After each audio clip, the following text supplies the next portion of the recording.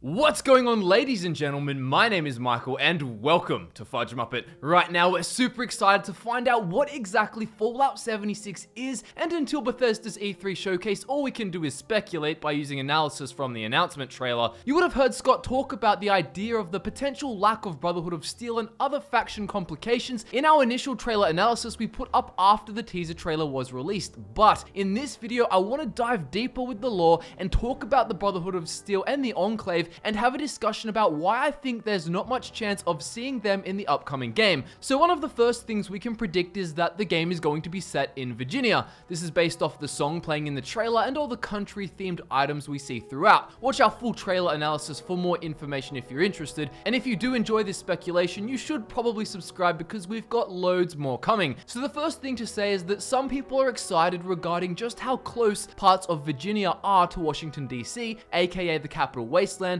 the location we explored in Fallout 3. It was a place in which many Fallout fans first fell in love with the two rivaled factions, the Brotherhood of Steel and the Enclave. So the train of thought goes, if the game is set in Virginia and we do leave the vault to go and explore and rebuild a brand new wasteland, quite a fresh one not too long after the bombs fell, could we run into either of these power armored groups? After all, Virginia isn't too far away geographically and maybe they have some presence in places nearby. The problem with this, however, is that Fallout 76 is really far away from Fallout 3 when it comes to the timeline, and that's what I want to talk about in this video, that either we don't see these factions in Fallout 76 or Bethesda comes up with ways to change their lore. So Fallout 76 is set in the year 2102 if we are to base it off the Pip-Boy we saw in the announcement trailer, and this has a few massive implications for the factions we can see in the game. You see, 2102 is the earliest a Fallout game has ever been set, just 25 years after the bombs fell. And if we take a look at the already established lore regarding the Brotherhood of Steel and the Enclave, it seems like we simply have very little chance, if at all, of seeing them. I think the Enclave is the least likely to be seen, so let's quickly talk about that and then we can look at the Brotherhood of Steel. So the Enclave are a faction who believe they are the last known group of humans untouched by radiation, and they take pride in this. They're very xenophobic and consider wastelanders to be impure, along with abominations like ghouls and super mutants, of course. They have extremely highly advanced levels of technology like super sweet power armor, and they're one of the only old world organizations to survive the Great War. Their origins are deep in pre-war military and government membership,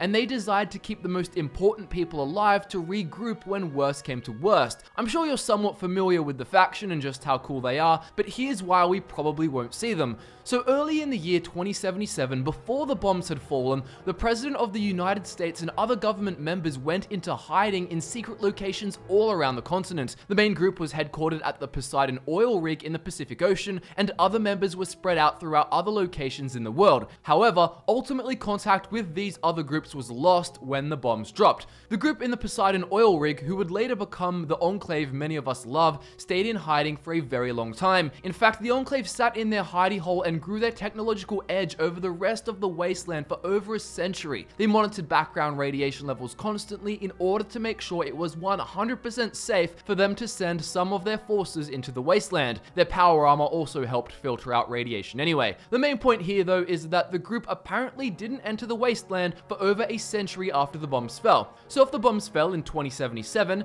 then they wouldn't have entered the wasteland until 2177 at the earliest, which would be 75 years after the predicted date of Fallout 76. This is the main reason why I just don't think we'll see the Enclave. Sure, there's actually a tiny chance one of the other groups that the main Enclave group lost contact with are out there and just so happen to emerge in Virginia. However, it's just unlikely, especially considering that in Fallout 3, the main group of Enclave that exist are from the oil rig and are the only ones we ever hear about. It gets even more unlikely when we consider that Virginia is on the East Coast and that the main Enclave group started out with scouting parties in California, analyzing the lands on the West Coast. Anyway, so at least to me, this all points to confirming that we won't see the Enclave in Fallout 76. The only way we do is if some smaller group who lost contact with the main one emerged in Virginia, but surely they would never have reached any prominence and would have mainly mainly died out before the time of Fallout 3 and onwards, as we just don't hear about them. But what about the Brotherhood of Steel? Well, they were said to be roaming the wasteland before the Enclave was, and we don't know too much about their early years. For this reason, there's a slight chance we could see very early stages of the Brotherhood. We never know what Bethesda is going to do with their own lore. In fact, there's a supposed 4chan leaker who claims to be an insider, so take it with a massive grain of salt, but he said that there's going to be a lot of retcons and that we actually encounter Harold and a young First Maxon. Discovering Roger Maxon, a pre-war captain of the United States Army, would be really strange though, because he is situated on the West Coast, and the Brotherhood of Steel didn't become a faction of any strong influence even in the West until much later than when Fallout 76 is meant to be set. If Bethesda starts making new lore, perhaps they'll say that so early after the bombs fell, there were more working vehicles, if these vehicles were protected from the bombs, of course. Maybe Roger and a group of others modified some sort of car to travel east, looking for some sort of central government in Washington DC. Then maybe they realized it was bombed to hell, and so they turned back and are coming back through Virginia while you're there in 2102. They could just be passing through temporarily, going back to the West Coast after their mission that simply involved scouting as opposed to expansion was concluded. Still, the idea sounds a bit off to me. Now, Roger Maxon, the founder of the Brotherhood, died of cancer in the year 2135. He did have descendants though. We know he had a son, Maxon II, who took over as High Elder after Roger died, and we know in the year 2097, just 5 years before Fallout 76 is meant to be set, while Roger was still alive, he also had a grandson who would also become High Elder after his dad, Roger's son, was killed by Vipers. Remember again, all of this lore is from information based on events in the West. In the year before Roger's death in 2134, there was also a splinter faction of the Brotherhood led by Sergeant Dennis Allen, who before they splintered, petitioned to the Council of Elders for permission to go and explore the Glow, which is the Wastelander name for the remnants of the West Tech Research Facility. Again, this is all on the West Coast, and it's very early Brotherhood of Steel history stuff. The Elders said no, and so Dennis took a bunch of high-tech weapons and went off with his followers on his own. Now, in spite of this, the Brotherhood of Steel continued to grow into the 2150s, extending their influence and becoming one of the biggest powers in New California.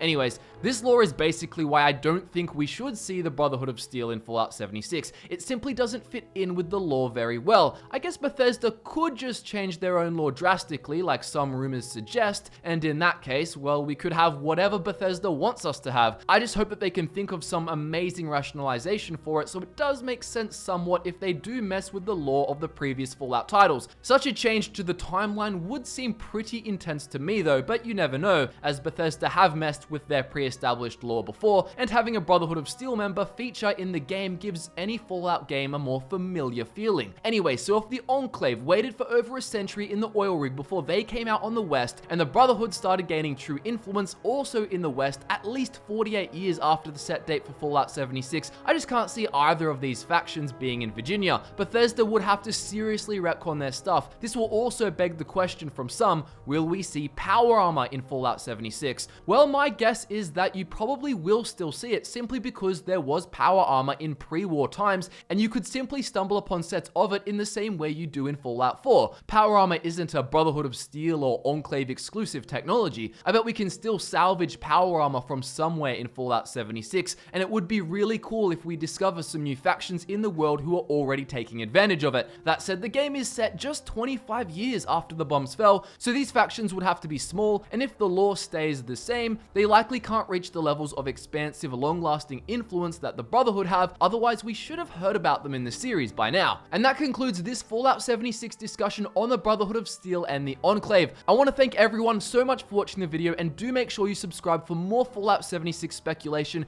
and actual game content upon Fallout 76's release. We're super excited to see what comes next to E3, and to find out if all our speculation is in fact accurate, or if the game is just so far different to what anyone expected. Social media links are in the description if you're interested in following us on there. My name is Michael, and I look forward to nerding out with you again very soon.